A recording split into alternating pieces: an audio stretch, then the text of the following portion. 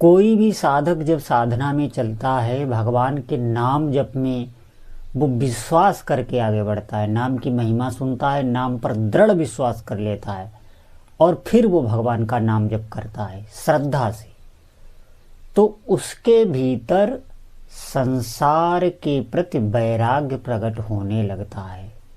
ये निश्चित मानिए, ये साधक समझ पाएंगे। वो लोग इस सत्संग को नहीं समझ पाएंगे जिनका भोग ही लक्ष्य है, संसार को ही वो सत्य मानकर जी रहे हैं। आप ध्यान दें, आप जब निष्ठा से भगवान का नाम जप करते हैं तो संसार से आपको वैराग्य होगा। क्यों? क्योंकि संसार की असारता का आपको बोध हो जाएगा।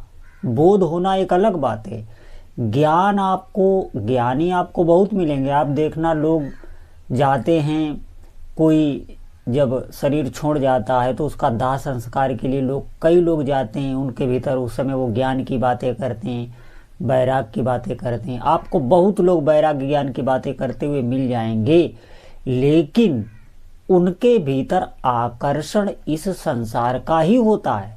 जब कोई उन्हें सांसारिक वस्तु मिलती है तब आप उनका हर्ष देख लेना, वो भीतर से हर्षित हो जाते हैं।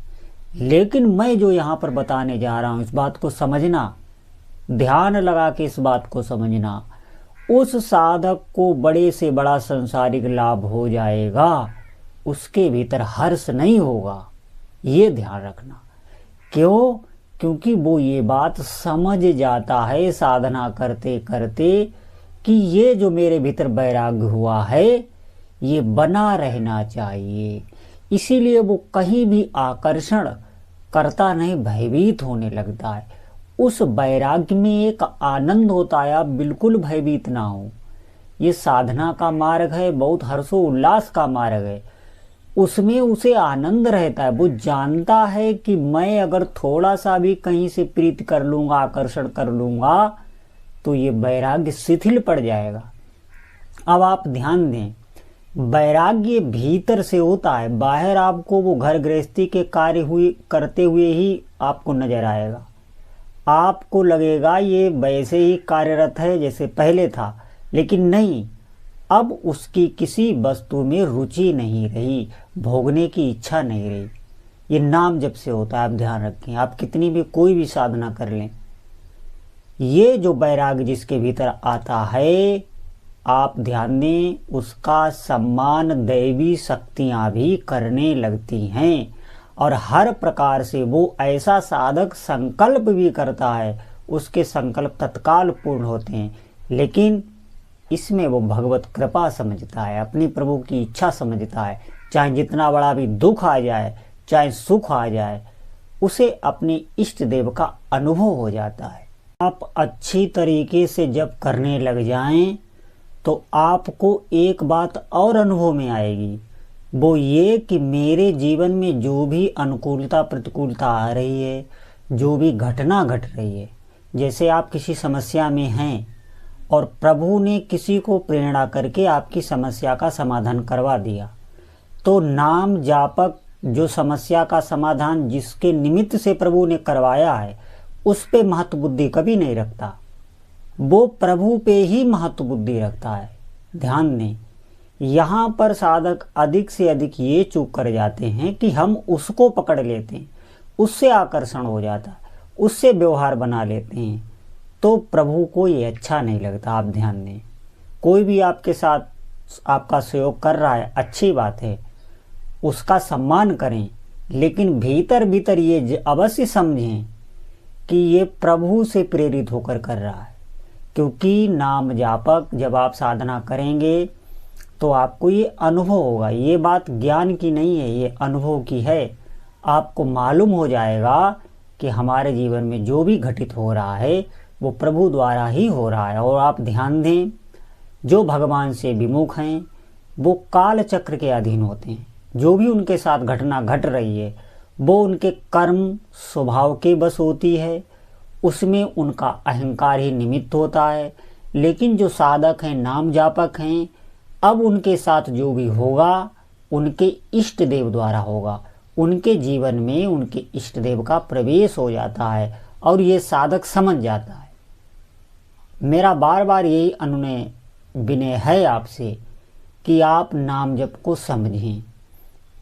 नाम जप का मतलब है कि प्रभु से जुड़ जाना।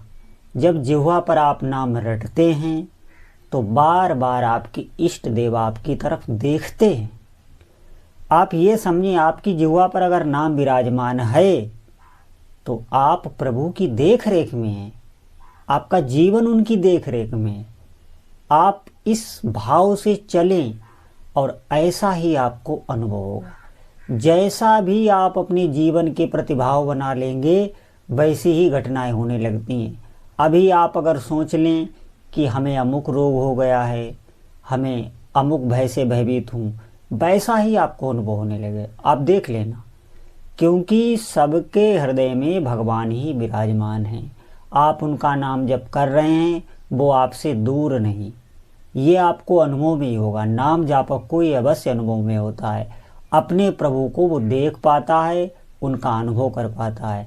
हमारी बस सभी साधकों से यही प्रार्थना है, और ये सत्संग भी उन साधकों के लिए है जो संसार की असारता का ज्ञान जिनको हो चुका है, वही इन बातों को समझ पाएंगे।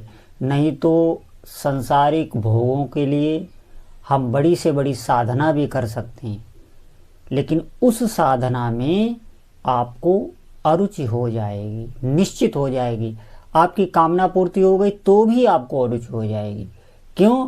क्योंकि उद्देश्य आपका संसारिक भोग पदार्थ हैं, साधना आप अपने उपास्य देव के कर रहे हैं। हम यहाँ जो बात कह रहे हैं उसमें आपको अपने इष्ट देव से जुड़ना है।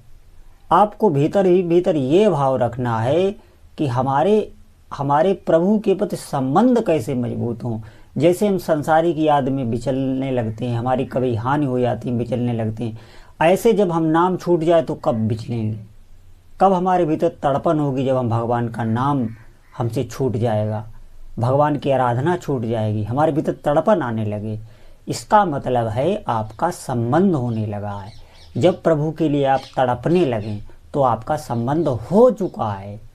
इस पर आप ज़्यादा महत्व दें। ये साधना का मूल मैं आपको बता रहा हूँ। संबंध की तरफ आपको दृष्टि रखनी है, कामनाओं की तरफ नहीं। कामना आपके इष्ट देव पूर्ति कर रहे हैं, अच्छी बात है। नहीं कर रहे हैं तो भी अच्छी बात है। आप साधना ना छोड़ें। आप थोड़े दिन बाद देखेंगे, जब आपको आपके इष्ट देव समझ लेंगे कि इसके भीतर मेरे लिए निष्ठा आ गई, ये वही जान सकते हैं, हम लोग नहीं जान सकते। हम अपने इष्ट देव पर ही हर बात छोड़ के साधना करेंगे तो वो आपकी कामनाएं ऐसे ही पूर्ति करने लग जाएंगे। आपको किसी भी बात को कहने की आवश्यकता नहीं। जैसे माँ अपने बच्चे की देखभाल करती है, ऐसे ही इष्ट देव करने लगते हैं।